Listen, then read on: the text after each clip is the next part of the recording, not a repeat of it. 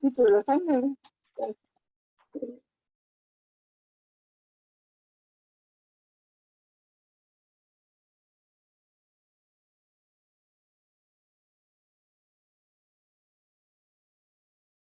Kak Syida tak jadikan Ustaz Zul co-host lagi?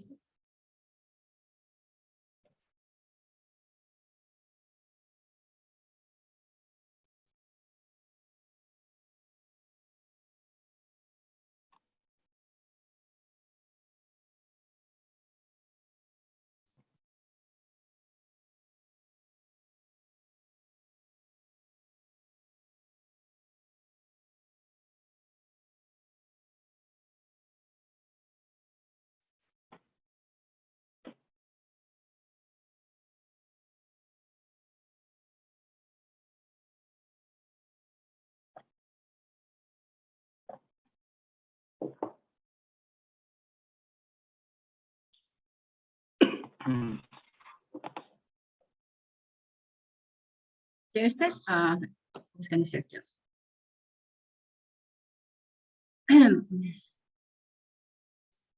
Kak Liza balik bercuti hari ni, dia tak boleh jadi host hari ni, sibuk sikit dia. A'udzubillahiminasyaitonirrajim. Bismillahirrahmanirrahim.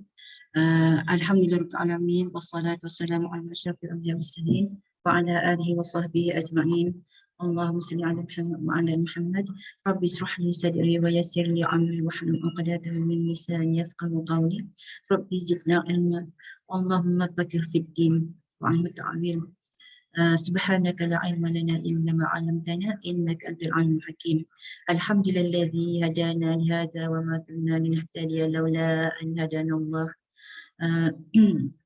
Assalamualaikum sahabat-sahabat semua. InsyaAllah pagi ini masih diberi kesempatan Allah SWT untuk kita berada di teman-teman syurga, di mana kita akan membicarakan bab yang ke-25, Ustaz ya? Bab ke-25. Oh, dan tak buang masa lagi, minta maaf masa sikit hari ni. Kita serah masa pada Ustaz. Silakan Ustaz. Okay. Assalamualaikum warahmatullahi wabarakatuh.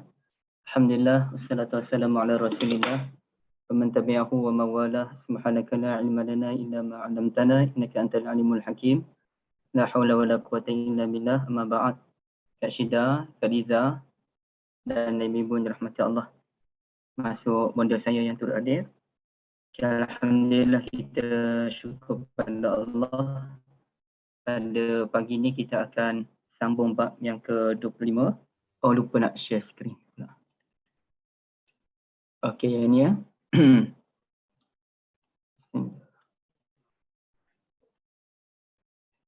Babul istinsar fil wudu'. Ini tajuk bab dia. Babul istinsar fil wudu'. Zakarahu Utsman wa Abdullah bin Zaid wa Abdullah bin Abbas radhiyallahu anhum an Nabi sallallahu alaihi wasallam. Artinya hadis ini ada disebutkan oleh Utsman, Abdullah bin Zaid dan Abdullah bin Abbas radhiyallahu anhum. Yang adanya 3 orang sahabat Nabi ini ada menceritakan hadis tentang al-istinsar, memasukkan air ke dalam hidung. Baik, ini hadis dia. Bihi qal hadatsana Abdan qala akhbarana Abdullah qala akhbarana Yunus an az-Zuhri qala akhbarani Abu Idris annahu sami'a Aba Hurairah radhiyallahu an Nabi sallallahu alaihi wasallam annahu qala man tawadda'a falyastansir wa mastajmara falyutir. Ada 2 ya. 1, man tawadda'a falyastansir. Okey, 1. Sesiapa yang berwuduk maka hendaklah masukkan air ke dalam hidung. Wa man istajmara falyutir. Sesiapa yang istijmar ataupun istinja maka menggunakan batu, maka hendaklah menggunakan batu dengan bilangan ganjil. Jadi isu waman istajmara falyutir ini kita tak bahaskan. Kita nak fokus pada man tawadda'a falyastansir. sesiapa yang berwuduk kena masukkan air ke dalam hidung. Jadi kita tak nak terlalu komplekskan perbincangan ini kerana kita semua dah pandai dah. Kita dah pandai, jadi kalau kita bincang berlebihan pun takut dia merugikan masa kita dan juga takut menyulitkan lagi. Kita dah pandai, tiba-tiba bincang tu jadi makin tak pandai pula. Okay, sebab mungkin yalah. Jadi lebih baik sekadar kita nak tengok beberapa perkara sahaja yang disebutkan oleh ulama, iaitu antaranya ialah sekejap ya, mana nak pilih. Istinsar tu dia asal perkataan an-nasr. An-nasr. Nasara ni apa maksudnya tuan-tuan ya, ibu-ibu sekalian? Minta maaf. Saya terlupa nak cek nasara daripada sudut bahasa secara lebih terperinci. Ya. Nasara an-nasr.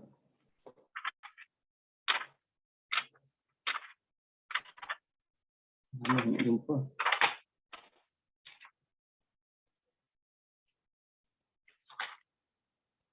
Okey, dah jumpa dah. Nasara ni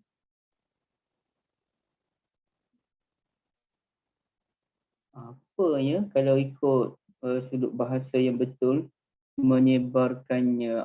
Betul lah. Menyebarkan tu nasara, artinya kita sebarkan, kita kalau tersebar berita tu seluruh tempat dapat berita tersebut. Jadi sebar tu artinya kita membersihkan keseluruhan hidung kita dengan kaedah memasukkan air ke dalamnya. Al-istinshaq wal istinsar. Dia kalau ikut ulama dia membezakan antara istinshaq itu masukkan air dalam hidung. Kalau istinsar kita penuhkan air dalam ruangan hidung itu kemudian kita keluarkan. Okey, tujuannya ialah ditanzif ma fi dakhilihi, untuk membersihkan ruang dalam hidung kita. Okey. Jadi di sini menunjukkan kepada kita falsafah dalam solat ini, kita mesti membersihkan anggota tertentu, antaranya mulut. Kenapa mulut? Okey, menariknya begini. Apabila bincang tentang mulut dengan berkumur ni, ada satu hadis. Imam Bukhari dia nak bawa hadis tentang memanjangkan salat tahajud. Okay, bagi siapa yang kaki tahajudnya, maka dia bawa hadis tentang Nabi SAW bersugi apabila bangun untuk salat. Jadi ini mengundang tanda tanya kalangan ulama, kenapa bila Imam Bukhari nak bincang tentang memanjangkan salat tahajud tapi beliau membawa hadis tentang bersugi? Rupanya beliau nak menyatakan antara kaedah membantu kita memanjangkan salat ialah mulut yang bersih. Jadi bila kita membersihkan mulut, kita akan jadi lebih bertenaga, cerdas.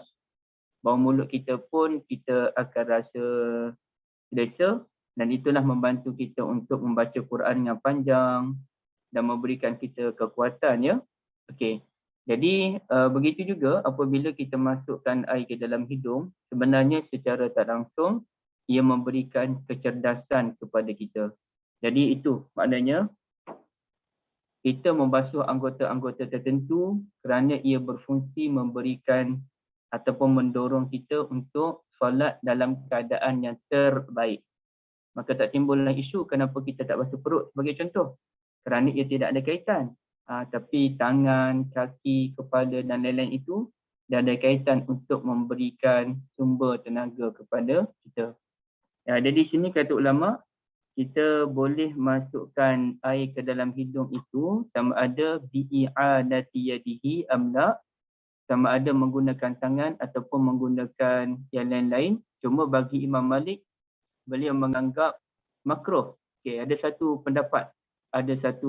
pendapat yang dinukilkan daripada Imam Malik menyatakan makruh kalau kita menggunakan alat selain daripada tangan untuk masukkan air ke dalam hidung, tetapi pendapat yang masyhur dalam mazhab Maliknya tidak makruh.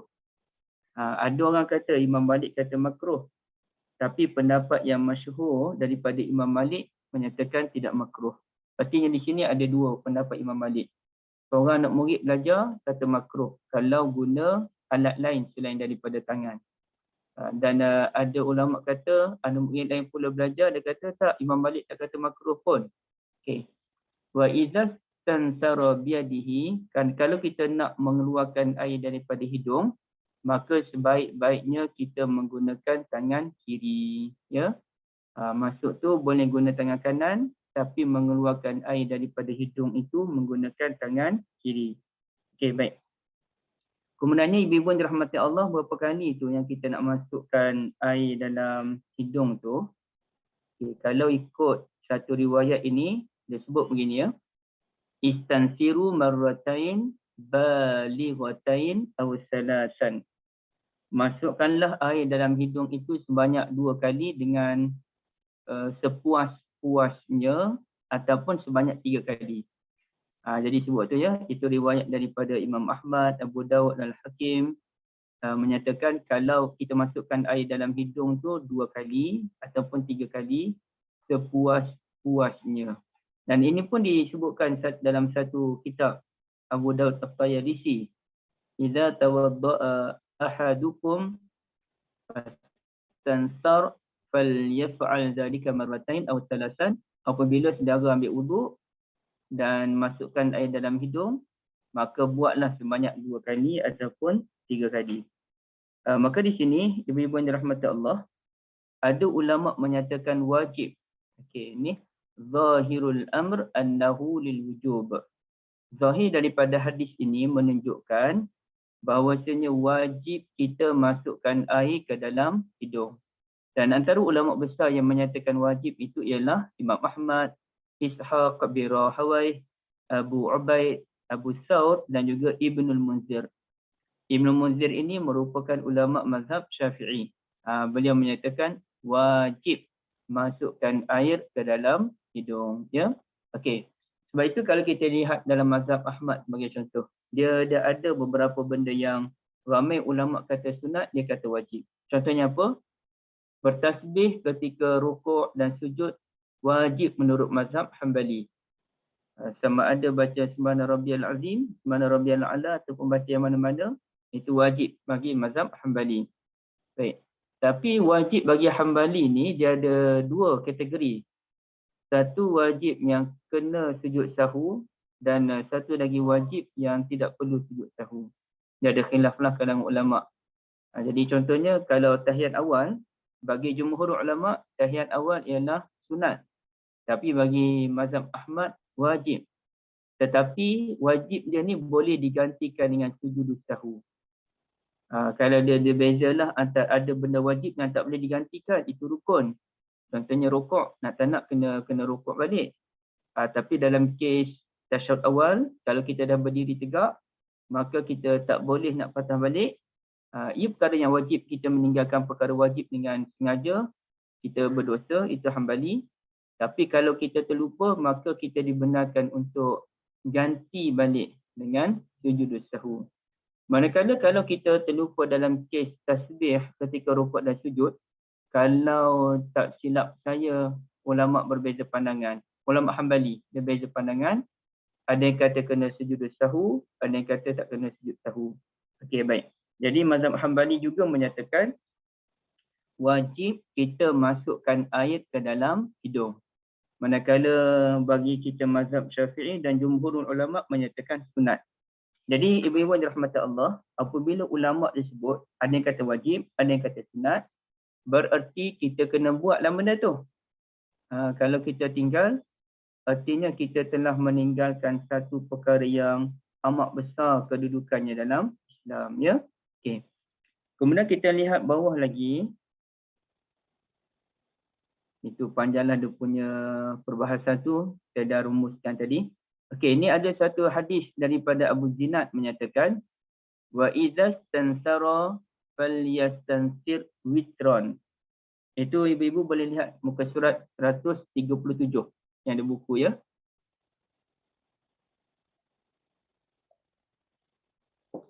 Wa idza stansara falyastansir witron. Apabila kamu masukkan air ke dalam hidung, maka lakukanlah dengan bilangan witr. Okay. Jadi dia ada amalan-amalan tertentu yang mana disarankan oleh ulama ataupun hadis menggunakan witir. Contohnya apa yang witir ya? Kita baca kita apa yang witir ya? Salat witir itu memang salat witir lah. Yang kena guna witir, tawaf Kaabah witir 7 kali, sa'i witir 7 kali.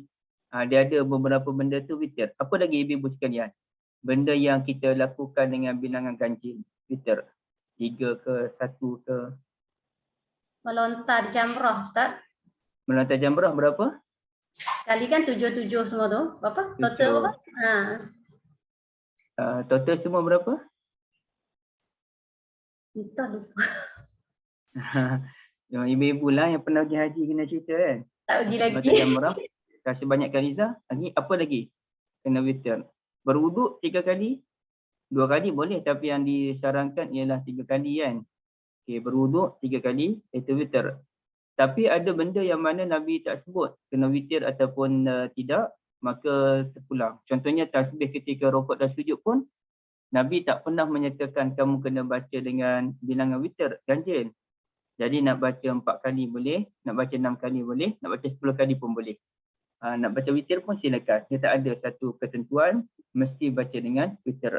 Tapi dalam kes ini ada satu hadis riwayat Abu Zinad menyatakan bila kamu masukkan air dalam hidung, falyastansir witron, maka hendaklah lakukannya sebanyak 3 kali.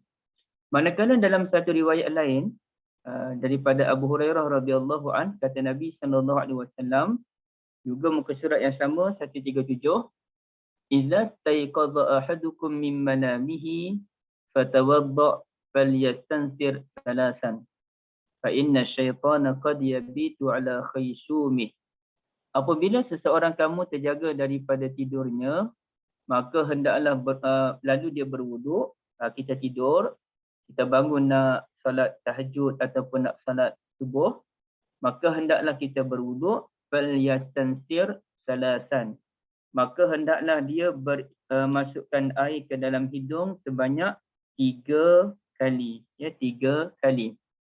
Fa inna syaitana yabitu ala khayshumih. Sesungguhnya syaitan itu menginap dalam satu ruang di hidung kita. Jadi ruang dalam hidung kita tu namanya al-khayshum. Khayshum ini kata sebagian ulama hujung hidung tu. Daripada pangkal hidung ni, di sini syaitan tu duduk. Maka bila kita masukkan air dalam hidung, ia berfungsi untuk mengusir syaitan tersebut sehingga nafas kita menjadi baik dan kita dapat membaca Al-Quran dengan cara yang betul. Ya? Okay. Maka ulama bahas, apa maksud syaitan tu tidur dalam hidung kita? Ada ulama kata memang syaitan betul lah. Yakni jin jahat. Jin jahat tu dia boleh kan jadi besar, jadi kecil. Dia tengok jin lah. Ada jin yang sifatnya hidup berpindah randah. Itu satu kategori jin. Ada kategori jin yang mana hidupnya boleh terbang. Ke sana sini bukan semua jin boleh terbang ya. Dia ada kategori dia. Ada jin yang hidup pindah randah. Ada jin yang mana dia boleh terbang.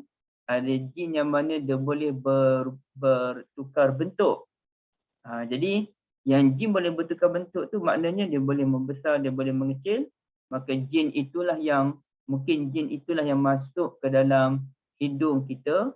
Maka cara nak usir dia, kita kena masukkan air dalam hidung sebanyak 3 kali. Okay, itu satu pendapat. Ada pendapat memahami syaitan dalam hadis ini ialah bahasa majazi ataupun kiasan. Ia merujuk kepada kotoran. Sebagaimana Nabi SAW juga mengibaratkan orang yang mengganggu orang lain salat, yakni orang tengah salat dia sengaja lalu di hadapan orang salat, itu syaitan. Kerana ia mengganggu orang salat. Nabi SAW juga pernah mengibaratkan anjing, haiwan-haiwan liar ini sebagai syaitan. Kerana dia ada perangai menyusahkan orang lain. Jadi syaitan itu difahami dalam bentuk majazi ataupun kiasan. Jadi ada ulama faham, syaitan yang menginap dalam hidung tu ialah kotoran. Yang menyebabkan kita tak dapat bernafas dengan baik. Dan kalau kita tak bersihkan hidung, ia akan mengganggu fokus dalam salat. Jadi itu khilaf kalangan ulama ya. Pulanglah kita nak pegang pendapat yang mana pun, Kita nak kata syaitan betul, silakan. Nak kata kiasan pun silakan, tak ada masalah. Itu satu. Kemudian kita pergi hadis yang seterusnya. Okey, ini hadis Babul Istijmar Salasan Vitran. Ini panjang ya. Ini panjang dan saya minta supaya kita tinggalkan dahulu hadis ini. Nanti insya-Allah dalam minggu depan kita masuk hadis yang ini balik insya-Allah ya. Sebab dia banyak bincang tentang istijmar. Jadi saya fikir biarlah dulu. Okey, ini. Bab ghusli rijlain wala yamsahu 'alal qadamain.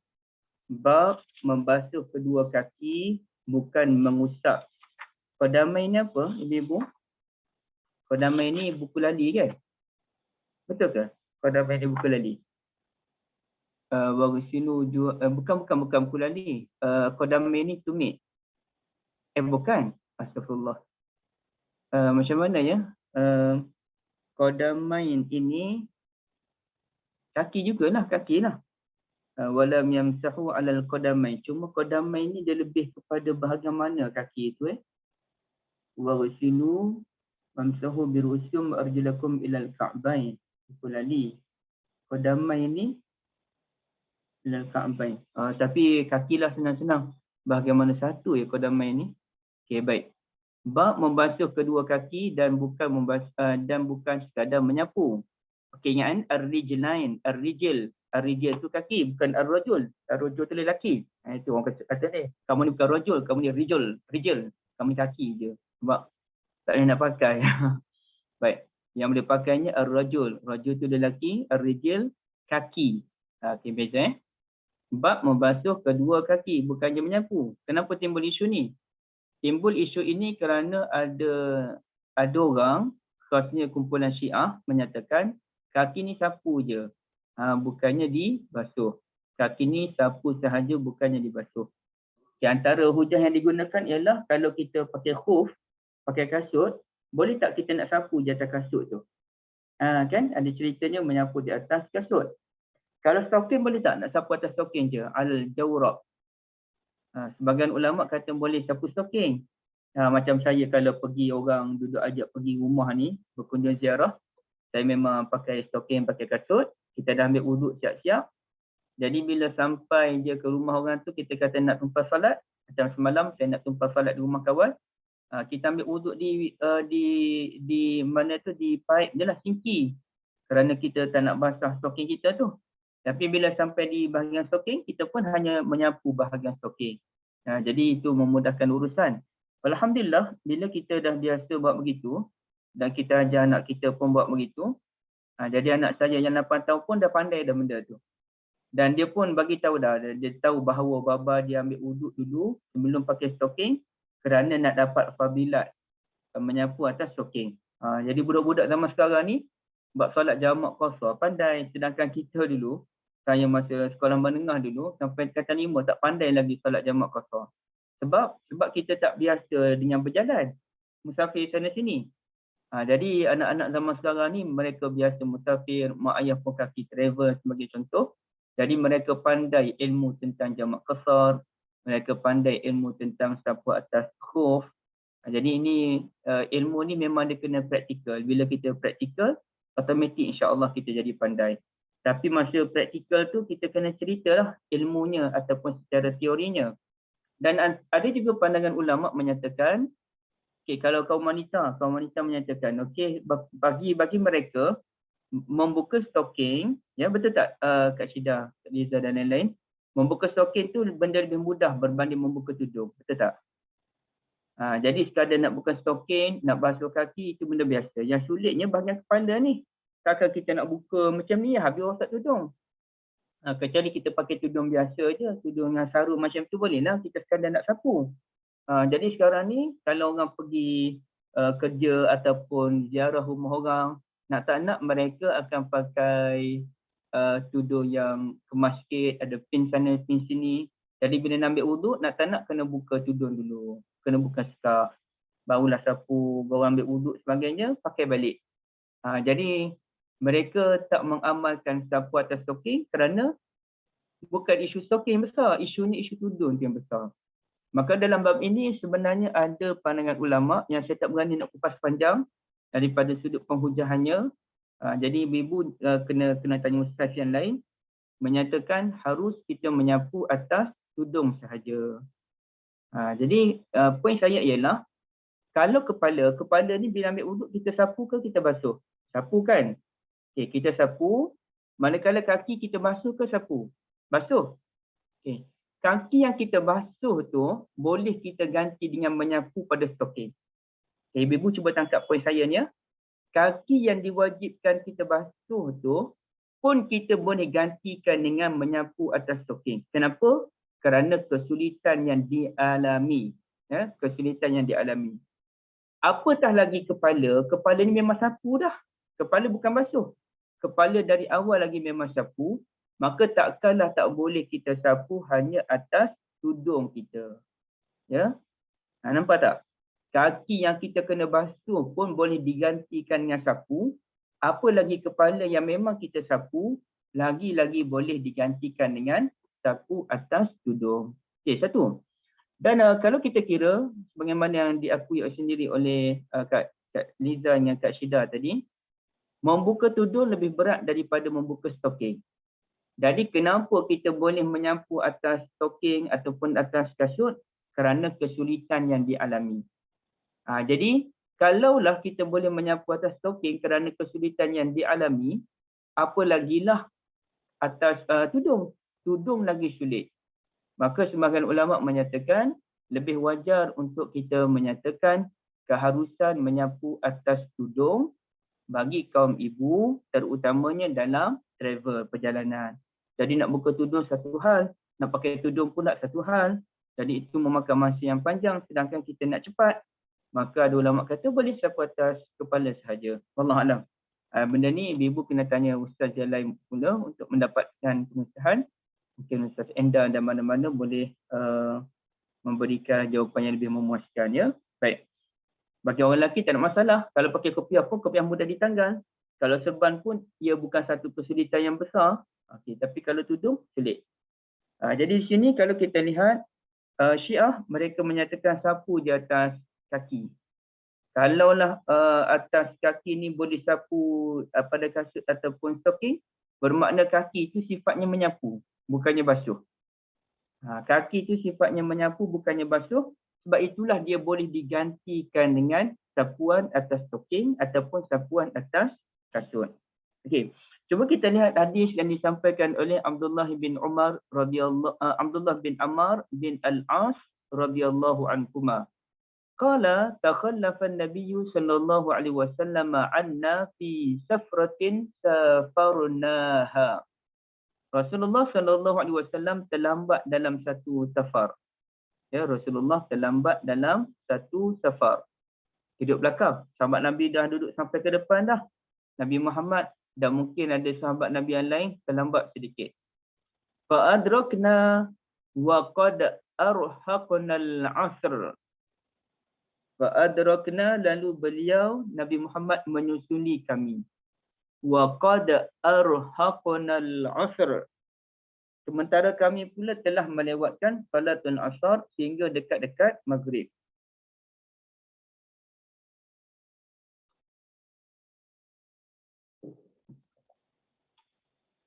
Masa Nabi ketinggalan di belakang tu, Rasulullah pun menyusuli sahabat baginda. Masa tu kami dalam keadaan melewatkan asar dan dekat-dekat maghrib dah. Ibaratnya sekarang ni dah dekat pukul 6.50, dah dekat pukul 7 dah. Belum lagi salatul asar. Faja'alna natawadda'. Lalu kami pun segera berwuduk. Kami segera berwuduk. Wa namsahu ala arjulina. Dan kami menyapu atas kaki-kaki kami. Kami menyapu kaki-kaki kami. Fanada bi'a'la sautihi. Lalu Nabi SAW memanggil kami dengan suara yang kuat. Ini hadis yang kita bincang dalam Kitabul Ilm, bab meninggikan suara ketika menyampaikan ilmu. Kata Nabi dengan suara yang kuat, wailul lil a'qabi minan nar, celakalah, wailah bagi tumit-tumit celakalah tumit-tumit ke dalam api neraka, dengan api neraka.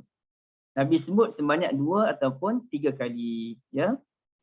Celakalah tumit-tumit dengan neraka. Nabi sebut sebanyak 2 atau 3 kali dengan suara yang kuat. Kenapa Nabi SAW menguatkan suara baginda? Agar didengari oleh sahabat-sahabat. Bukan Nabi nak tengking, bukan Nabi nak jerkah, tak. Nabi kita tahu beza antara orang yang menengking dengan orang yang meninggikan suara dengan suara yang baik. Cuma dia nak suara tu disampaikan kepada orang ramai. Jadi Nabi ni bukan menengking, bukan menjerkah, sebaliknya hanya meninggikan suara agar suara baginda didengari. Okey. Jadi apa ceritanya di sini, ibu-ibu dan rahmat Allah? Bab satunya, Nabi SAW didapati dalam beberapa hadis pernah terlewat salat. Antaranya Nabi pergi ke satu perkampungan Bani Amr bin Aus kerana ada urusan yang Nabi kena selesaikan mereka. Jadi masa tu sahabat Nabi duk tunggu Bilal pun jumpa dengan Abu Bakar dan Bilal bincang macam mana Abu Bakar, kita nak tunggu Nabi SAW ataupun kita nak salat terus? Kata Abu Bakar, kita salatlah. Di situ ulama kata pentingnya kita salat awal daripada tunggu imam yang tak tahu bila akan muncul. Tapi dalam Islam ni imam perlu dihormati. Sebenarnya imam perlu dihormati, kena tunggu imam sampai baru kita mula salat. Tapi sekarang ni tak tahu Nabi bila nak sampai. Bila tak tahu Nabi bila nak sampai, maka kita teruskan salat. Okey, baik. Jadi di situ Abu Bakar menjadi imam. Dan kemudiannya Nabi sampai dan di situlah berlakunya pertukaran imam dengan makmum, yang mana Nabi SAW menjadi imam dan Abu Bakar undur ke belakang menjadi makmum. Benda ni boleh dibincangkan panjang bersama dengan Profesor Dr. Basri bagi siapa yang mengikuti kelas beliau, ya. Baik. Yang kedua, pernah Nabi SAW terlewat kerana Nabi sakit. Itu cerita lain lah, dah uzur. Dan ada masa Nabi SAW terlewat dalam perang. Masa tu kita kata apa, Nabi sakit perut pada waktu subuh. Itu subuh tu Nabi sakit perut, sahabat Nabi pun duk tunggu-tunggu solat dululah takut lambat. Dipimpin oleh siapa sahabat Nabi jadi imam? Ibu-ibu sekalian, teka. Dia seorang sahabat yang berkaliber, negotiator. Dia layak jadi khalifah tapi dia enggan menjadi khalifah. Dia enggan melibatkan diri sebagai calon khalifah. Okay. Apa lagi ciri dia? Seorang yang kaya raya. Abdul Rahman bin Auf. Naam, Abdul Rahman bin Auf. Naam. Abdul Rahman bin Auf. Beliau yang menjadi imam dan Nabi SAW terlewat 1 rakaat. Rasa betul dah Abdul Rahman jadi imam. Okay. Nabi SAW terlewat 1 rakaat dan habis solat tu sahabat Nabi pun memanjatkan zikir menunggu Nabi selesai solat dan pasti lama untuk menunggu Nabi selesaikan solat 1 rakaat itu. Habis saja solat, Nabi pun berucap, Nabi menyatakan bahawa Nabi SAW cemburu dengan sahabat yang sempat solat dari awal. Jadi Nabi cemburu, ibu-ibu sekalian. Sahabat-sahabat dapat solat dari awal sedangkan Nabi terlewat 1 rakaat. Kita sekarang mana ada cemburu dah orang lelaki. Biasa je terlewat 1-2 rakaat, apa heran. Tapi tak, Nabi SAW sangat cemburu. Ini satu sifat yang insya-Allah boleh kita tanam, ya. Baik. Jadi bab terlewat tu betul. Nabi ada masa Nabi terlewat. Itu lumrah sebagai manusia. Cuma kalau kita tanyakan macam mana cerita ulama tu yang tak pernah tertinggal takbiratul ula 40 tahun. 40 tahun tak pernah tertinggal takbiratul ula, maka kita berikan beberapa jawapan. Satu, mungkin kerana ulama itu dia tak sibuk macam Nabi. Dia hanya fokus mengajar dalam masjid. Jadi hidupnya dalam masjid, rumah, masjid, rumah, masjid, rumah. Zaman tu bukan zaman peperangan. Jadi bolehlah dia solat dalam tempoh 40 tahun mendapat takbiratul ula. Okay, satu. Boleh jadi juga ialah cerita itu kita katakan siapa yang rakam sampai 40 tahun tu? Adakah ulama tu sendiri kira 40 tahun tu tak pernah dia tinggal takbiratul ula? Ataupun ada orang yang tolong kira, mana hebat lah orang tolong kira tu, boleh kira satu-satu, 40 tahun tak pernah tinggal takbiratul ula. Maka cerita itu perlu dinilaikan semula, benarkah cerita tersebut, ya. benarkah cerita tersebut. Sedangkan bila kita baca biografi Imam Syafi'i ke, Imam Nawawi ke, Imam Bukhari ke, tak adalah kita dengar cerita-cerita demikian. Ia hanya cerita-cerita orang yang tak dikenali ataupun orang yang dikenali tapi cerita rekaan tu terlalu banyak.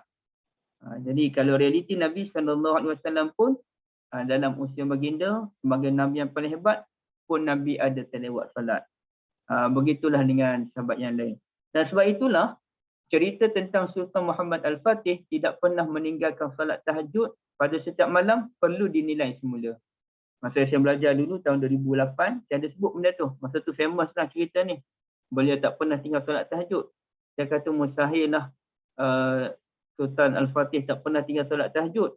Sedangkan Nabi pun ada tertinggal, sahabat Nabi pun ada tertinggal. Macam mana beliau tak pernah tinggal? Maka bila perkara ini diajukan pada Ustaz Sya'ari yang menulis buku tentang Sultan Al-Fatih, Ustaz Sya'ari pun lanjutkan kajian beliau balik dan beliau sebutkan dalam buku seterusnya. Dalam buku pertama beliau bawa cerita tu. Tapi beliau sebutkan dalam buku seterusnya menyatakan itu hanya cerita yang tak tahu datang dari mana. Hanya cerita. Bila cerita ni macam-macam lah ibu-ibu sekalian. Ya, macam-macam. Okay. Kecuali kalau dikatakan dia tak pernah tinggal salat tahajud dalam tempoh 40 tahun tu dengan maksud dia meluaskan konsep salat tahajud tu. Artinya lepas isyak pun dia salat terus 2 rakaat. Malam pun maknanya dia luas. Masanya bermula lepas isyak sampai ke subuh. Itu logik. Itu logik. Kita orang biasa pun boleh salat tahajud pada setiap malam sekiranya kita mulakan selepas isyak. Ya. Baik.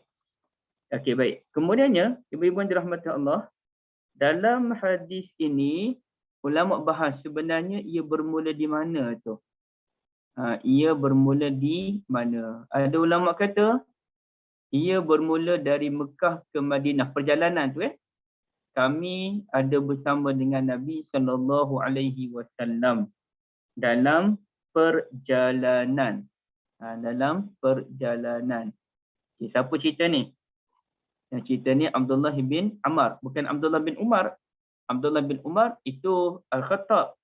Ini Abdullah bin Amr bin Al-As. Okay. Jadi bila ia berlaku, kalau ikut satu riwayat dalam Muslim, ia berlaku ketika mereka dari Mekah ke Madinah. Ya, dari Mekah ke Madinah. Dan kalau betul, kalau ia berlaku dari Mekah ke Madinah, bermakna ia berlaku pada haji wada'. Bermakna ia berlaku pada haji wada'. Kerana Abdullah bin Amr bin Al-As radhiyallahu anhuma tidak pernah seperjalanan dengan Nabi SAW dari Mekah ke Madinah kecuali ketika melaksanakan haji wada'. Masa Fatu Mekah tak ada kaitan, masa tak adalah kaitan lain-lain tu kecuali ketika haji wada' dari Mekah ke Madinah. Okey. Maknanya haji wada' ni berlaku bila ibu-ibu sekalian? Siapa yang tahu? Fatu Mekah berlaku pada tahun 8 Hijrah. Haji wada' berlaku pada tahun 10 Hijrah. Maknanya ni akhir kehidupan Nabi SAW. Nabi meninggal pada tahun 10 Hijrah. 11 Hijrah. Itu Ustaz. 11 Hijrah Ustaz. 11 Hijrah ke 6. Terima kasih banyak Okey, 11 Hijrah. Jadi kalau betul peristiwa ini berlaku yang melibatkan Abdullah bin Amr, ia berlaku ketika mereka dalam perjalanan balik daripada haji wada'. Okey. Dan kalau kita kata mungkinkah ia berlaku ketika pembukaan kota Mekah pada tahun 10 Hijrah tu, cerita tadi. Okey, maka kata ulama tak logik kerana bila berlaku pembukaan kota Mekah masa tu, kalau ikut hadis ni, kalau pembukaan kota Mekah, Nabi SAW tidak bergerak dari Mekah ke Madinah. Nabi tidak bergerak dari Mekah ke Madinah, tapi Nabi bergerak dari Ji'ranah. Ji'ranah ke Ji'ranah?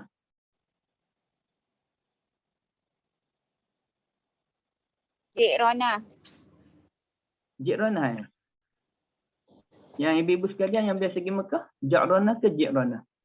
Kena tanya Kak Syida tu. Kak Syida macam mana tu? Ji'ranah atau Ji'ranah? Kalau pergi kursus haji, Ustaz sebut Ja'ronah. Ja'ronah. Ja'ranah. Di Mekah sebut Ja'ranah. Tapi dalam biasanya buku ni Ja'ranah kan? Ji'ranah. Oh, Ji'ranah yang betul. Ji'ranah. Wa fathir ra wa tashdidiha. Sekejap ni. Wa takhfifir ra. Kasril jim wa sukunil ain wa takhfifir ra. Ji'ranah. Itu yang betul je. Ji'ranah. Itu dalam beberapa kitab. Ini kitab apa ni? Tengok. Malah buka sebenarnya. Kitabul Ma'alim Al-Asirah fi siratin fi sunnah was sirah. Okey, dia kata apa tu? Ni nama beberapa tempat. Bikasril jim wa kasril ain ji' wa kasril jim wa tashdidir ra. Oh, kena ni pula. Kena ra tu kena ada tasydid. Macam mana baca tu?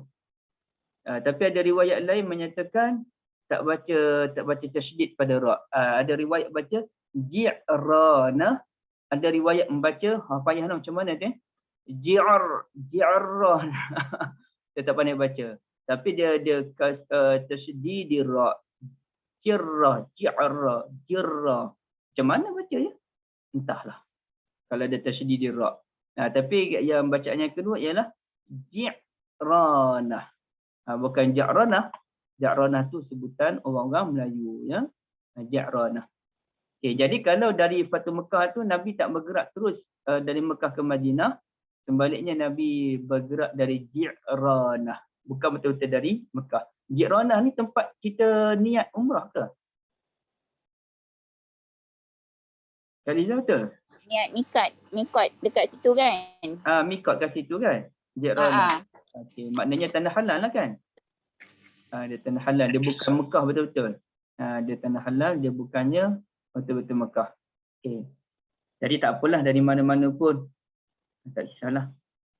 Ada kemungkinan ia berlaku ketika mereka melaksanakan umratul qada. Umrah qada berlaku bila ya? Umrah qada pada tahun yang sama, haji qada ke? Umratul qada tu. Siapa tahu? Bila berlaku umrah qada?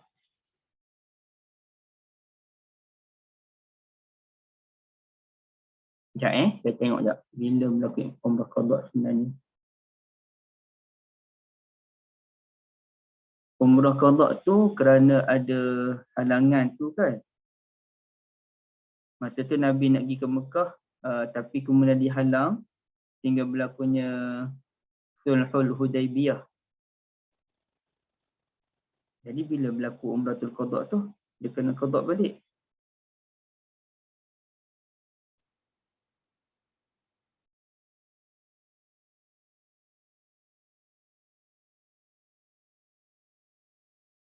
Entahlah bila, tak apalah dulu. Okey. Jadi dalam perjalanan tu, akhirnya sahabat Nabi ni melewatkan solat asar. Jadi kenapa sahabat Nabi ni melewatkan solat asar? Ibu sekalian, ada ulama kata, ni kata Ibn Battal, ka'anna sahabah akharu salata fi awalil waqti tama'an an yulhiqahumun Nabi sallallahu alaihi wasallam. Seakan-akan sahabat Nabi ni mereka sengaja melewatkan solat asar. Walaupun mereka dah sampai tempat tu dah. Nabi duduk belakang lagi. Tapi mereka sengaja melewatkan solat asar dengan harapan dapat solat bersama dengan Nabi SAW. Biarlah Nabi jadi imam. Jadi tunggu lewat sikit, Nabi sampai. Barulah mereka terkocoh-kocoh untuk ambil wuduk dan kemudiannya solat bersama dengan Nabi SAW. Okay. Ataupun ada ulama yang menyatakan sahabat Nabi tu lewat kerana akharu likaunihim ala tahrin aw li raja'il wusuli ilal ma'. Itu ibu-ibu muka surat 151. Boleh cari kat mana tu. Perenggan yang kedua. Ada kemungkinan kerana mereka ini tidak berada dalam keadaan bersih. Jadi mereka ni cari mana sumber air.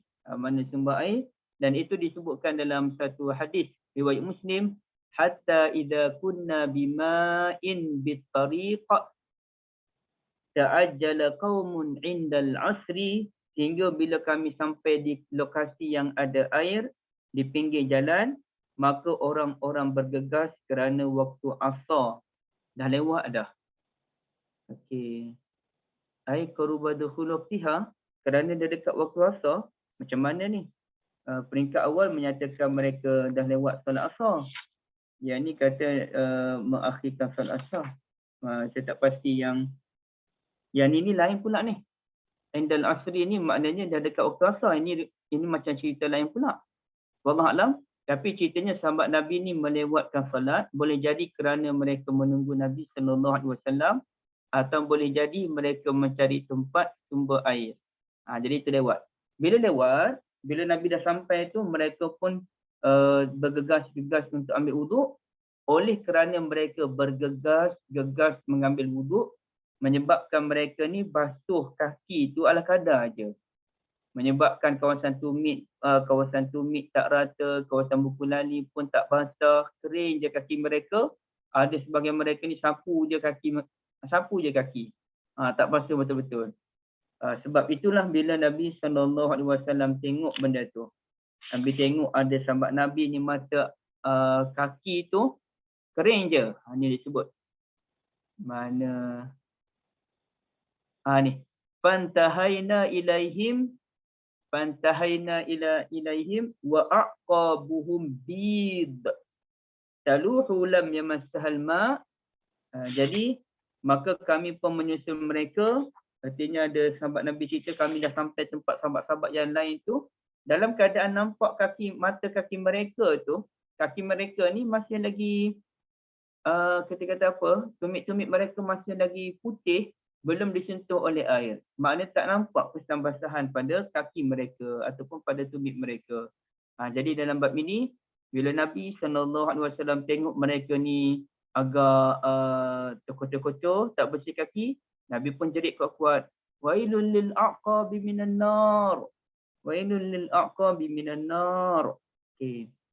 Meminta supaya sahabat Nabi tenang dan membasuh kaki sampai rata air ke semua bahagian kaki sehingga ke buku lali. Jadi apa pengajarannya? Pengajarannya dalam bab ibadah tidak boleh tergesa-gesa, ya. Dalam ibadah tidak boleh tergesa-gesa, dan itu salah satu gangguan syaitan yang mana disebutkan oleh Nabi SAW, at-ta'anni minallah wal ajlatu minasyaitan. Tenang itu datang daripada Allah, tergesa-gesa itu ajaran syaitan.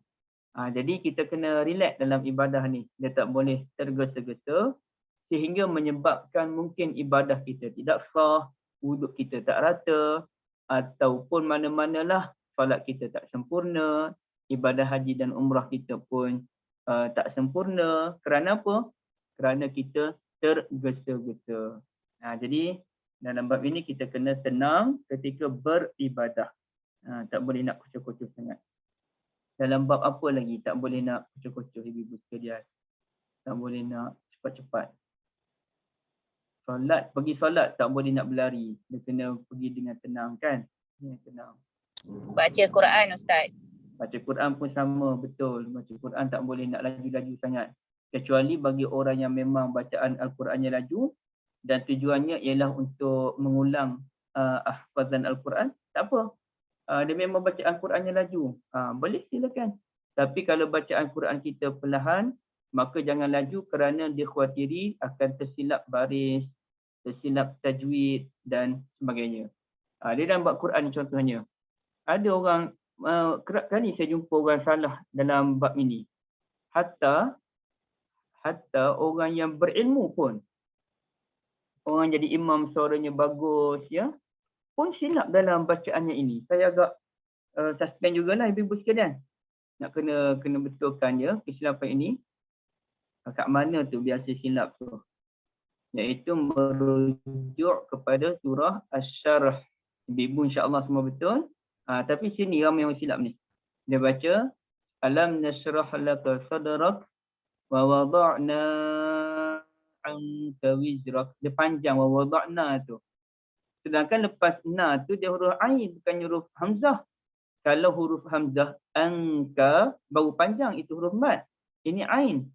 Jadi sampaikan yang saya agak terperanjat bila seorang imam yang bagus bacaannya, rasanya ustaz rasanya pun baca panjang. Wa wada'na anka wizrak. Nah, itu satu kesilapan yang perlu kita hati-hati. Dalam solat subuh tadi pun imam ada melakukan sedikit kesilapan, tapi ini kesilapan yang tak dosa ibu-ibu ya. Cuma saya nak kongsi ni supaya kita hati-hati, dan insya-Allah saya pun nak sembang dengan beliau jika ada masa nanti. Dia baca pendek yang ini. Rabbana la tu'akhidna in nasina aw akhtana. Ini panjang. In nasina tu panjang, artinya dia berpegang dengan tariq Syatibi. Mat jaiz mesti 4 ataupun 5 harakat. Dan lain-lain semuanya dia panjang. Mat jaiz semua dia panjang. Kecuali lah dia baca pendek mat jaiz 2 harakat, itu tariq Jazari, tak apalah. Tapi dia silap. Rabbana la tu'akhidna in nasina, panjang. Jadi ini kesilapan teknikal, tapi perlu diperbetulkanlah. Berdosa tak? Tak berdosa. Tak ada pun satu kesalahan tajwid melibatkan dosa. Ya, tak ada satu kesalahan tajwid dianggap sebagai dosa, cuma perlu diperbetulkan. Tajwidnya bukan huruf. Tajwid. Contohnya, sepatutnya baca anta maulana, dia baca anta maulana fansurna 'alal qaumil kafirin. Dia tak baca dengung. Anta fansurna. Dia tak dengung. Berdosa ke? Tak berdosa. Cuma kurang cantik sahaja ya. Okey. Jadi dalam bab ini ibadah dia tak boleh nak tergesa-gesa, gupah-gapah. Dia kena tenang, dia kena relax. Dalam semua perkara kita kena tenang, kita kena relax, barulah kita mendapat ibadah dengan cara yang tepat insya-Allah ya. Baik. Dan apabila seseorang itu terlalu mengharapkan kesempurnaan dalam ibadah, dikhawatiri ia akan menimbulkan penyakit was-was pula kerana nak terlalu sempurna. Oh ni kurang, tu kurang, ni kurang, tu kurang. Akhirnya dia pun jadi confused dengan ibadah dia. Akhirnya kacau, jadi penyakit was-was. Dan sebab itulah kata orang, was-was ialah gangguan syaitan yang terbit daripada diri kita sendiri yang melayan gangguan syaitan tersebut. Maka ubat yang paling tepat dalam mengubati penyakit was-was ini ialah istighfar dan mohon taubat kepada Allah Azza wa Jalla. Situ dulu. Bertaubat, mohon istighfar pada Allah dan doa pada Allah agar Allah mengubati penyakit itu. Silapnya kita kerana kita melayan gangguan syaitan tersebut. Itu sebab itu kena mula dengan at-taubah. Baik. Kemudiannya ibu-ibu sekalian, isunya ialah sebenarnya kena gosok ke, kena sapu ke, kena basuh. Ia berkait dengan ayat ini. Okay, sekarang ni kita tengok kajian Al-Quran pula. Okey, ibu-ibu, tapi yang ni saya akan cerita satu-satu pelan-pelan sampai ibu-ibu faham. Walaupun benda ni ibu-ibu tak faham pun tak apa. Tapi sekadar tambahan ilmu. Ya ayyuhallazina amanu, wahai orang-orang yang beriman. Ibu-ibu semua ya. Wahai orang-orang yang beriman, idza qumtum ila salah. Apabila kamu bangun untuk mengerjakan salat. Okay, apa dia? Pertama, faghsilu wujuhakum. Maka ghasala tu basuh. Ya, ghasala tu basuh. Maka basuhlah wajah-wajahmu. Okay, muka kena basuh. Wa aydiyakum ilal marafiq. Dan basuhlah. Dekat yang basuh lagi lah sebab ini.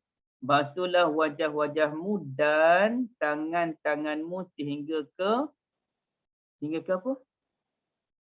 Siku. Sehingga ke siku. Artinya muka dan tangan tu basuh. Okey. Selesai, itu kita faham dah. Masalahnya pada yang kedua ni. Wamsahu biru'usikum, dan sapulah kepala-kepalamu, wa arjulakum ilal ka'bain, dan kaki-kakimu sehingga ke buku lali. Jadi di sini menunjukkan Bahagian pertama basuh, faghsilu. Ini bahagian pertama, faghsilu. Apa yang kena basuh? Muka dan juga tangan. Bahagian kedua, sapu. Apa yang kena sapu? Kepala dan juga kaki. Kepala dan juga kaki. Allah sebut wamsahu biru'usikum, dan sapulah kepalamu, wa arjulakum, dan kakimu sehingga ke buku lali. Jadi ini menunjukkan dalil menyokong kumpulan Syiah bahawasanya kaki hanya disapu bukannya dibasuh. Apalagi kaki itu boleh digantikan dengan sapuan pada stocking ataupun pada kasut. Maka logiknya kaki itu dia sapu bukannya basuh. Okey. Nampak di situ? Maka ulama pun bahas balik. Ulama bahas tak kena. Kaki ni dia kena basuh. Sebab apa? Okay, nampak tak? Sebab apa? Faghsilu wujuh apa? Ibu? Wujuha. Wujuha. Bukan wujuhikum. Bukan wujuhikum tapi wujuhakum. Baris apa tu? Atas. Baris atas. Kemudian wa aidia. Kum tu kamu ya. Yang kum ni kamu. Jangan terpengaruh pula. Kum ni kamu. Wujuh tu muka ataupun wajah. Kum ni wa aidiakum. Kum tu kamu. Ketepikan. Yang kamu tu cerita lain. Wa aidia. Baris apa wa aidia tu? Atas. Dia. Ya. Sama tak dengan wujuha? Wujuha baris atas. Wa aidia pun baris atas. Ya dan juga ha. Okey. Tapi kalau wamsahu ni biru'u baris apa? Bawah. Sikum baris bawah. Okey, wa arjulakum baris apa? Atas. Atas. Baris atas. Wa arjulakum baris atas. Bila wa arjulakum ni baris atas, ia tidak merujuk kepada wamsahu. Kerana wamsahu tu baris bawah. Biru'u sikum. Kalau kaki tu kena sapu, pastilah bacaannya ialah wamsahu biru'usikum wa arjulikum. Kalaulah dibaca wa arjulikum, artinya sapu. Wamsahu biru'usikum wa arjulikum ilal ka'bain, dan sapulah kepala-kepalamu dan kakimu sehinggalah ke buku lali. Tapi sekarang ni bacaan kaki bukannya wa arjuli, tetapi wa arjula. Bila wa arjula dia akan merujuk kepada faghsilu. Faghsilu wujuha baris atas. Maka basuhlah muka-mukamu. Wa aidia baris atas lagi. Dan tangan-tanganmu sehingga ke siku. Dan sapulah kepalamu. Dan basuhlah, kembali pada ni balik, basuhlah jula kaki-kaki kamu. Maka kerana baris wa arjula tu baris atas, bukannya wa arjulikum, maka ia merujuk kepada basuh bukannya sapu. Satu step. Jadi maktuf ya Ustaz. Macam tu lah ataf maktuf tu kan. Ada orang pandai bahasa Arab kat sini, segan saya. Barakallahu fikum. Okey. Tapi ada pula ulama kata, masalahnya ada qiraat lain baca wa arjulikum. Ada qiraat. Wamsahu biru'usikum wa arjulikum. Ada qiraat yang baca baris bawah. Maknanya sapulah bukannya basuh. Maka kita menjelaskan balik, selain daripada isu bacaan itu, isunya ialah sunnatun Nabi SAW dengan jelas menunjukkan Nabi memang membasuh kaki, bukannya sapu. Ya, Abdul Rahman bin Abi Layla sebagai contoh. Mana kat bahagian bawah-bawah tu?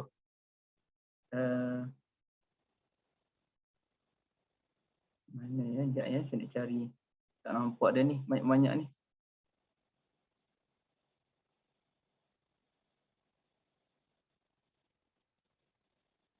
Wallahu a'lam. At-Tahawi.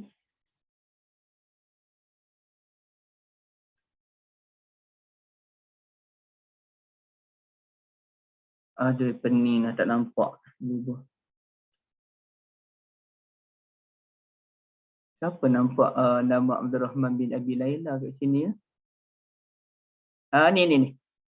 Ajma'a ashabu Rasulillah sallallahu alaihi wasallam an ala ghusnil qadamain. Sahabat Nabi semuanya sepakat menyatakan bahawasanya Nabi SAW membasuh kedua-dua kaki baginda, dan At-Tahawi serta Ibn Hazm mendakwa menyapu kaki itu sudah dimansuhkan. Sudah dimansuhkan. Jadi di sini Nabi sendiri memang membasuh kedua-dua kaki baginda. Kenapa pula kita nak pergi pusing sana sini menyatakan kaki itu hanya disapu? Tak cukup dah sunnah Nabi SAW sebagai pedoman kita. Jadi cukuplah di situ untuk menyatakan bahawasanya kaki memang dibasuh bukannya sapu. Okey, pada akhirnya ulama bincang, wailun tu merujuk kepada apa? Wailun lil a'qabi minan nar. Celakalah kedua-dua kaki dengan api neraka. Maka ada ulama menyatakan wailun di situ merujuk kepada azab ataupun hukuman. Sekejap ya. Hujung kaki tumit. Aqabi hujung kaki tumit. Betul lah. Okay. Ada kata neraka wail. Okay, minta maaf.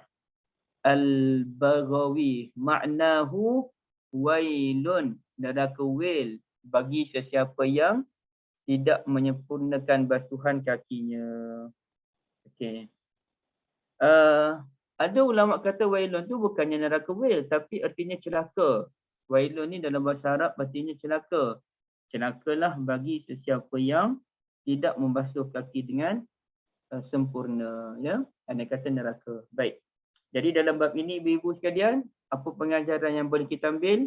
Pengajarannya ialah ta'limul jahil.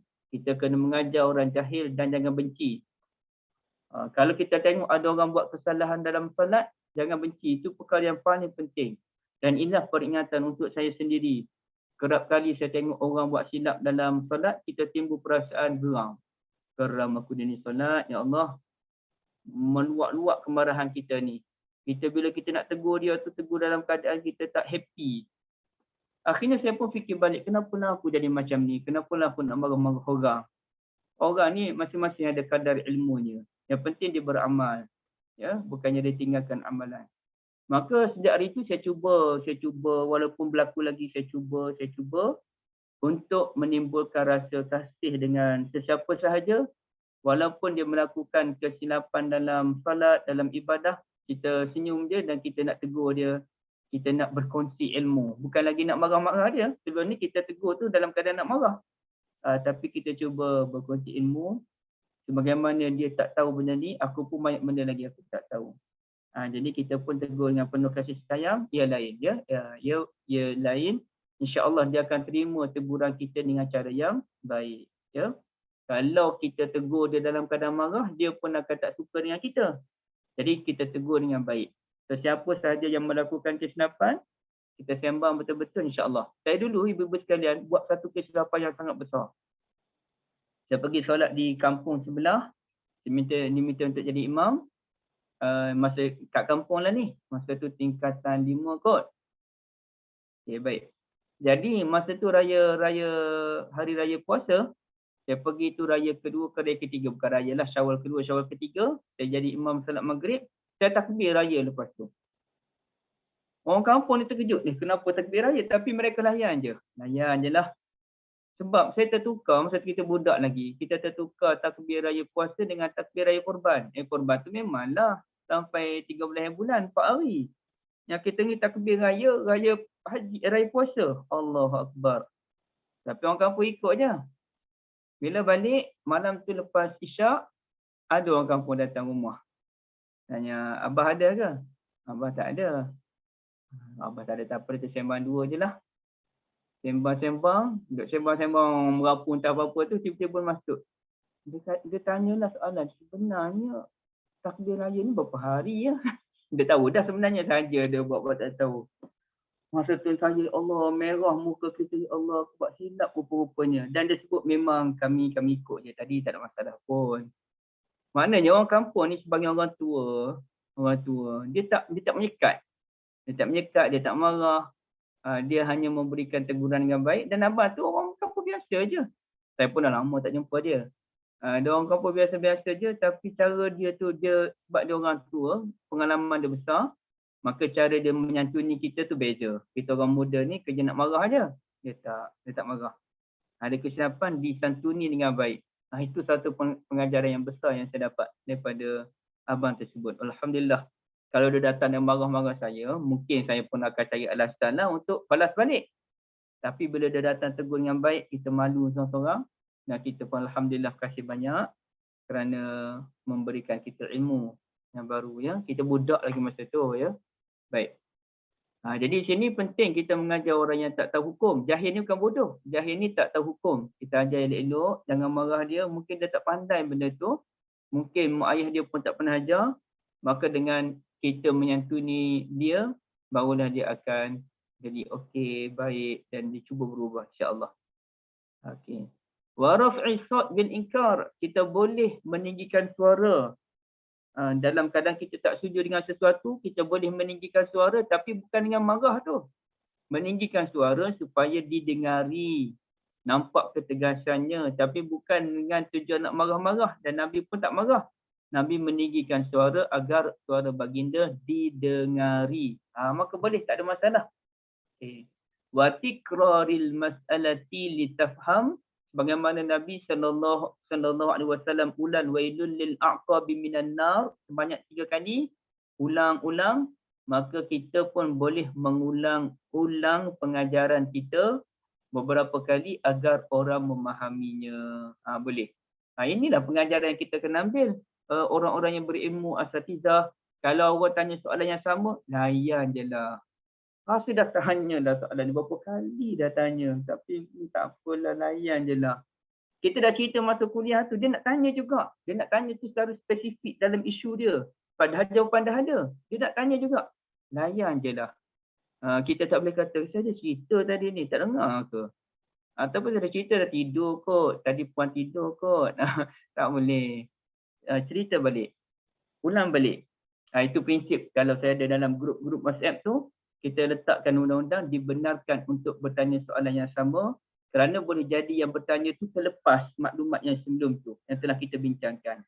Maka kalau tanya soalan sama boleh. Tapi jangan tanya soalan yang mana jelas dan mengganggu kita. Contohnya, boleh ke nak pergi ke Gunung Jerai ni untuk beribadah? Dah tahu tak boleh, saya tanyalah. Dah tahu dah clear dah benda tu.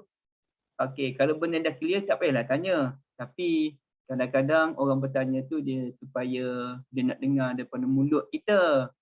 Okey, maka kita kena menyantuni sesiapa sahaja. Kita ulanglah maklumat yang sama pun tak apa, sehinggalah difahami. Ya, sehingga difahami. Tapi tak bolehlah guru-guru, asatizah tak bolehlah duduk kuliah benda yang sama je. Rasa kuliah dah itu benda ni. Kuliah lagi benda ni, kuliah dah benda ni. Lepas tu guna alasan, kita ni dah ulang benda sama supaya orang faham. Padahal, dia tak study pun nak pergi mengajar, tu dia ulang benda yang sama. Tapi dia guna alasan, ulang benda sama supaya orang faham. Tak boleh juga macam tu. Ilmuwan ataupun para asatizah kena study apabila ingin mengajar apa poin yang disampaikan. Biarlah poin tu poin yang baru. Dan kalau kena ulang, ulanglah dalam keadaan sekejap ataupun ulanglah kerana ditanya. Begitu ulang. Ya? Allah Allah. Boleh tak Kak Syida, Kak Liza, kita berhenti dalam pukul 11 suku 11.20 kerana saya nak pergi ke Putrajaya, nak ziarah kawan yang ada sakit kanser. Baik, ada soalan apa-apa? Boleh? Ustaz, boleh. Ustaz, selalu kita tengok kan, selalunya kalau orang lelaki lah, dia kalau ambil wuduk kan dia macam ni. Dia ada perbezaan kan, basuh dengan sapu tu. Kalau sapu pun, kalau kadang-kadang kita ambil wuduk pun, maksudnya sapu tu perlu gosok-gosok lah. Kalau basuh tu kita gosok-gosok macam tu ke? Ada beza ya? Basuh tu memang air tu. Air tu sendiri, kita basuh guna kaki tu kan. Sapu ni kita hanya basahkan tangan. Kita sapu. Itu maksud sapu. Gosok benda lain. Sapu ni basahkan tangan, sapu. Kalau basuh, memang air tu ada kat tangan, kita basuh. Jadi basah habis kepala kita tu. Sapu hanya menyapu. Jadi saya kira Kak Syida kena bezakan antara sapu dengan gosok. Gosok benda lain. Sapu benda lain. Wallahualam. Apa tu, selalunya saya tengok orang selalu dia berwuduk, dia lalukan kaki dekat air je. Tak ada gosok pun tak ada, sapu pun tak ada. Boleh, tak ada masalah. Boleh. Itu sah. Oh, Itu sah. Yang penting air rata. Itu yang penting, air rata. tak tahu nampak Abra macam tu, cakap Abra macam mana buat macam ni, kita kena gosok-gosok kaki tu, kena basuh kaki tu, bukannya lalukan air saja. Kalau tak kena air, boleh ya. Dia basuh. Tak apa dah, dia basuh. Yang penting dia yakin air tu mengalir ke semua tempat, selesai. Kecuali lah bagi orang tu kaki dia punya tumit kaki dia dah rosak-rosak kerana dia bekerja berat. Elok dia sapulah sikit supaya air mengalir betul. Tapi bagi kebanyakan orang yang kaki dia pun okey, maka dia sekadar simbah air kaki pun boleh. Alhamdulillah, dah boleh dah. Ya, macam kaki si rumah kan, kat rumah kaki dia bersih kan, tak ada kotor-kotor. So sapu air, maksudnya lalu air sajalah kan, tak perlu sapu basuh lah. Betul, boleh. Saya sendiri pun saya gosok, tapi nak ceritanya hukumnya boleh kalau sekadar membasahkan kaki tu. Cepatlah sikit urusannya, tak kalau gosok-gosok tu lama sikit lah kan. Tak lama sangat pun, sekejap je. Kecuali tak sidang ambil sabun, gosok lagi lama lah sikit. Satu lagi soalan, kalau kita solat, kita memandikkan bacaan tu, adakah dikira untuk untuk cepat-cepat habis solat? Kita baca surah-surah surah-surah yang pendek ya, kita baca kalau dia terpulang kepada kita. Sebaik-baiknya solat itu memang panjang. Tapi ialah kadang-kadang kita sakit perut, ataupun kita ada masa kita mengantuk, ada masa kita nak layan tetamu, ada masa memang kita malas. Yang penting janganlah setiap solat tu pendek je sembahyang. Yang penting kebanyakan solat kita panjang. Cuma ada masa kita pendek kerana kita tak larat. Kita penat. Dalam Sabtu Ahad ni mesti orang penat. Beraya sakan kita beraya sampai Zulkaidah sebab qada lagi Zulhijjah sampai qada yang Syawal tak sempat jadi ibu saya sendiri pun pergi ke rumah-rumah tak banyak pun, tapi sebab jam jalan malam baru balik, campur terus pergi kuliah maghrib. Bila dah malam balik sampai rumah hampir insan lah. Kita nak solat sunat lepas isyak tu pun, ya Allah, letihnya nak solat sunat. Saya jadi imam solat maghrib tu, bila tasyahud awal, saya keliru. Aku ni dah rakaat kedua ke ketiga. Panik sekejap kita ni. Jadi kerana mengantuk dan saya kata isyak nanti saya tak boleh jadi imam. Kerana saya mengantuk, bahaya orang mengantuk jadi imam ni. Orang letih jadi imam, bukan mengantuk. Orang letih jadi imam bahaya. Jadi, tapi lepas isyak tu kita penat sangat. Yang penting kita solatlah setakat kita mampu. Dan kalau mengantuk, tak apa, tak solat pun. Kalau mengantuk lah, tak solat tak apa. Allahuakbar. Jazakallah khairan katsira. Ustaz. Hajah Salina. Saya tak boleh dengar suara Kak Salina ni. Bakal hajah tu Ustaz. Alhamdulillah. Bakal hajah kita. Alhamdulillah. Ustaz, yang sapu dekat stokin tu. Sapu, tapi macam dia tak semestinya rata lah kan. Maksudnya macam mana kalau kita sapu ke semua basah lah stokin kita. Dia tak semestinya rata Kak. Dia sekadar sapu gitu je kat atas. Syarat je lah kan. Maksudnya tangan kita basah. Kita tu sekali kita basah, cukuplah untuk sebelah kaki. Betul? Sekali je. Sapu ni dia sekali je. Okey. Terima kasih Ustaz. Ada ulama kata kalau stokin tu Kak, kita sapu atas bawah. Ada ulama kata lah. Tapi sebenarnya atas tu dah mencukupi. Kalau kasut, confirm atas je. Tak perlu bawah. Baik. Terima kasih. Dalam 14,000 orang ni ibu sekalian, 14,000 lebih. Kak Salina antara orang beruntung dapat pergi ke Mekah tahun ni. Alhamdulillah. Dan doakan Kak Salina pergi selamat, balik pun selamat. Dalam hari tu masuk pondok sebulan, pergi ke Mekah pula sebulan lebih. Alhamdulillah. Doa-doa yang makbul lah tu. Doa-doa majlis ilmu yang makbul. Maknanya tahun depan kita akan masuk pondok pula kita doa.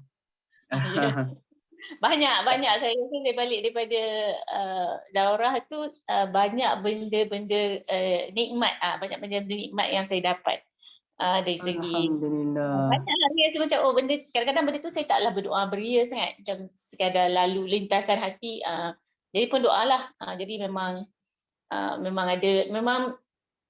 banyak ada yang kirim doa kan kirim doa majlis ilmu pun saya doakan bukanlah maksud doa saya itu makbul tapi majlis itu majlis itu dengan penuh harakatnya dengan 50 hari non-stopnya dengan penatnya dengan semua tu macam orang semua kat situ kan jadi Malana selalu pesan aminkan doa yang baik-baik. Maksudnya kita doa tu kita aminkan doa orang lain yang baik-baik. Maksudnya macam kita tak tahu doa dia apa, tapi kita masa kita doa tu kita doa macam ya Allah doa makbulkanlah doa sahabat-sahabat aku yang kat sini yang baik-baik untuk mereka. So jadi banyak saya rasa mungkin orang makbul manalah tahu siapa punya kan, tapi banyaklah yang memang banyak nikmat lah balik tu. Masa kat sana tu tak berapa ni sangat, balik tu baru rasa macam ini nikmat yang kita dapat bila kita pergi jalan Allah lah.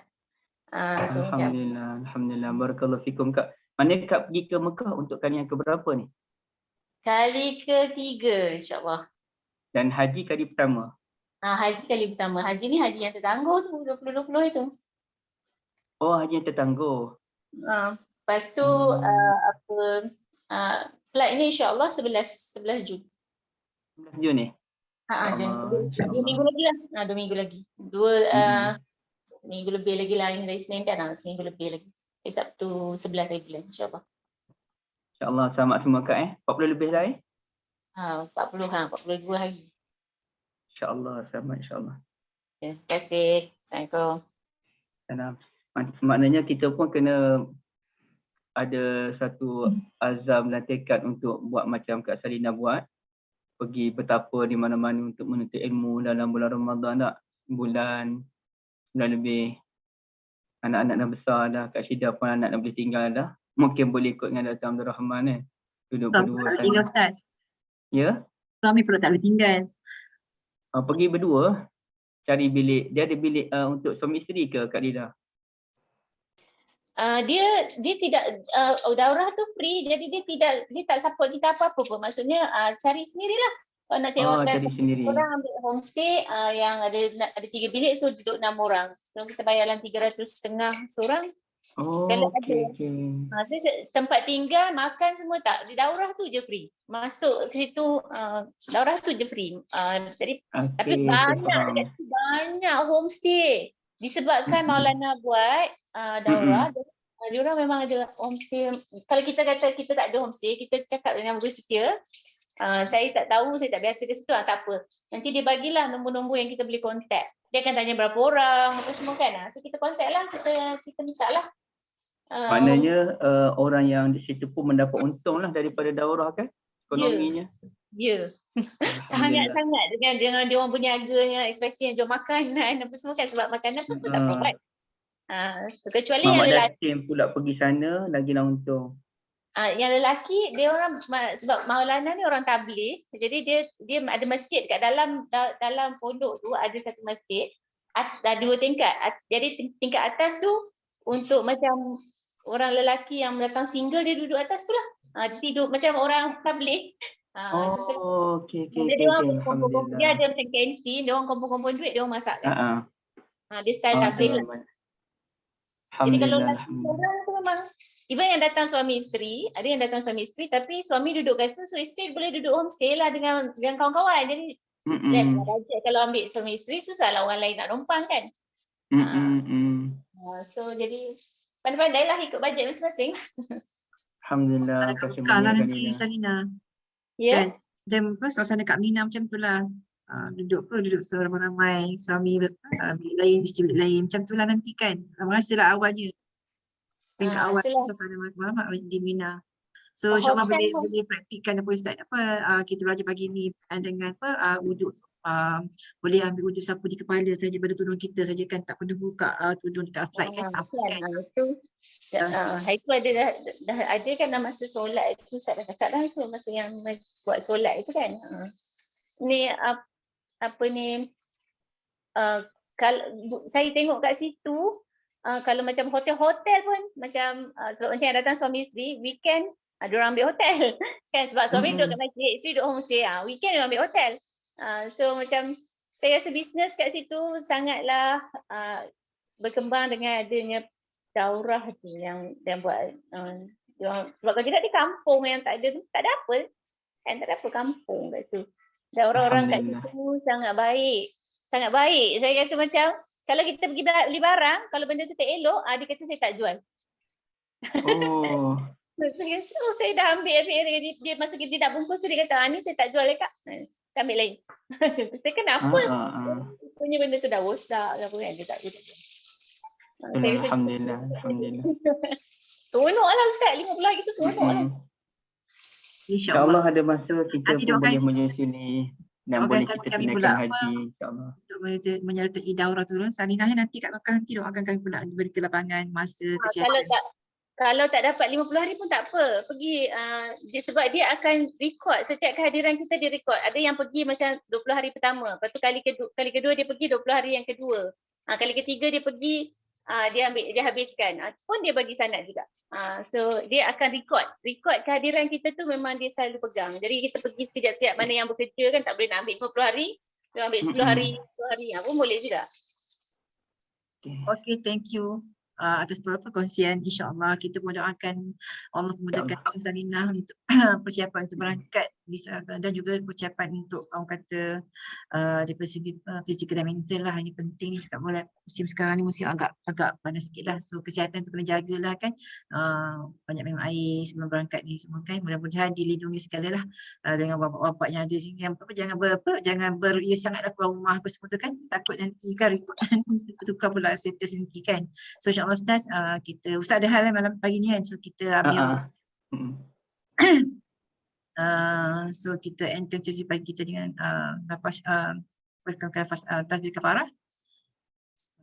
Subhanakallahumma wa bihamdika asyhadu an la ilaha illa anta Assalamualaikum. tak diri dulu. Alhamdulillahirrahmanirrahim. Terima kasih sahabat-sahabat semua. Ustaz ada hal pagi ni untuk urusan dia. So kita habis awal pagi ni lah insyaAllah. So kita jumpa lagi pada sesi akan datang. Tak tahu esok ada ke Ustaz Yusof Niza? Belum ada lagi Tak bagi tahu apa lagi tu. Masih cuti lagi lah ya. Okey tak apa. Kita tunggulah Ustaz free, bila-bila Ustaz free nanti akan bantu kita lah insyaAllah. So Salinah, tahniah ya daripada kami semua, barakallahu fikum semua, daripada sahabat-sahabat semua. Ada jemaah kita yang akan mendengar pada tahun ini kan. Alhamdulillah seronok teruja lah dalam keadaan macam ni kan. Ada juga yang terpilih kan. Betul terpilih lah. Alhamdulillah, saya pun tak sangka. Saya tak sangka saya terpilih sebenarnya. Sebab tiap tahun saya Melayu, jadi yelah, tak sangka lah. Jadi dipanggil pun macam 2 minggu je notification. Saya baru dapat hari Selasa lepas. So terus kena buat yang tabung haji apa semua. Minggu ni buat payment apa semua. Settle lah. Dah payment dah settle semua, tinggal tunggu flight lah. Okey, alhamdulillah. Preparation semua dah ada dah kan. Khusus pun baru semalam kita pergi khusus haji. Weekend ni full day. Sabtu Ahad ni full day khusus. Lepas tu the next week berangkat lah insyaAllah. Alhamdulillah, kita jumpa lagi ya. Ada kesempatan lagi, hadi-hadilah ke majlis ilmu tempat-tempat yang patut insyaAllah kan. So InsyaAllah saya akan keep everybody in my doa lah insyaAllah. Semoga-moga ingat. Amin ya rabbal alamin. So Kak Syida endkan sesi pagi dengan lepas Assalamualaikum warahmatullahi wabarakatuh. Terima kasih. Terima kasih semuanya. Waalaikumsalam. Terima kasih. Terima kasih.